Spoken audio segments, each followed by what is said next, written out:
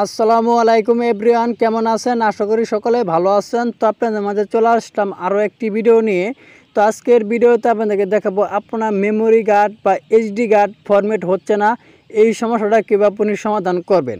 তো আমাদের অনেকেই দেখা যায় এইচডি কার্ড আমরা যখনই ফরম্যাট করতে যাই আমাদের সেই এইচডি কার্ডটা ফরম্যাট হয় না বা মেমোরি অনেক সময় সাপোর্ট করে না। এই সমস্যাটা যদি কারো মোবাইলে থাকে কীভাবে সমাধান করবেন তার পুরো প্রসেসটা আজকের এই ভিডিওতে দেখিয়ে দিব। তো ভিডিওটাকে স্কিপ করবেন না, স্কিপ না করে সম্পূর্ণ প্রসেসটা দেখে থাকুন, তাহলে বুঝতে পারবেন। তো কথা আর বাড়াবো না, এখন চলে যাবো ভিডিওর মূল পর্বে। ছিলেন ভিডিওটা শুরু করা যাক। তো মোবাইলে মেমোরি কার্ড ফরম্যাট হচ্ছে না, এটা কীভাবে সমাধান করবেন।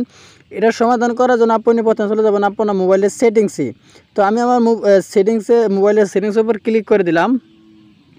ক্লিক করার পর এরকম একটি ইন্টারভিউ শু করবে। তো উপরে দেখতে পাচ্ছেন আপনি অ্যাবাউট নামের একটা অপশন আছে, এখানে আপনি ক্লিক করে দিবেন।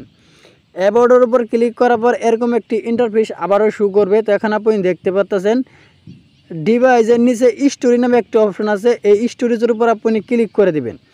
স্টোরেজের উপর ক্লিক করার পর এরকম একটি ইন্টারফেস শু করবে। তো একটু নিচে থেকে স্ক্রল ডাউন করবেন, করার পর এখানে আপনি দেখতে পাচ্ছেন ফরম্যাট এইচডি কার্ড, এখানে আপনি ক্লিক করে দিবেন। এখানে ক্লিক করার পর এরকম একটি ইন্টারফেস আবারও শু করবে। তো এখানে আপনি দেখতে পাচ্ছেন ফরম্যাট এইচডি কার্ড, এই অপশনের উপর আপনি ক্লিক করে দিবেন। ক্লিক করে দিলে কিন্তু আপনার যতগুলো গান ফটো ভিডিও থাকবে সবগুলো কিন্তু একদম ক্লিয়ারলি ডিলিট হয়ে যাবে। তো আপনার মেমোরি থেকে কিন্তু কিছুই আর থাকবে না, সবগুলো কিন্তু একদম পার্মানেন্টলি ডিলিট হয়ে যাবে। তো এরকমভাবে কিন্তু আপনার মোবাইলে ফরম্যাট দিতে হয় মেমোরি কার্ড। তো এই ছিল মূলত আজকের ভিডিওটা মনে ক্লিয়ারলি বুঝতে পারছেন কীভাবে মেমোরি কার্ড ফরম্যাট করতে হয়।